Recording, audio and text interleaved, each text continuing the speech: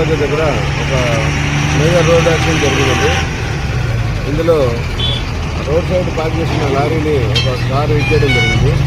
ఈ car YSR colony ఏలూరుకు చెందిందిగా తెలుస్తూ ఉంది.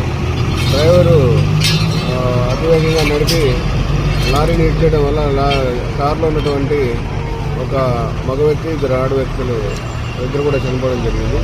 అందులో ఉన్నటువంటి మరొక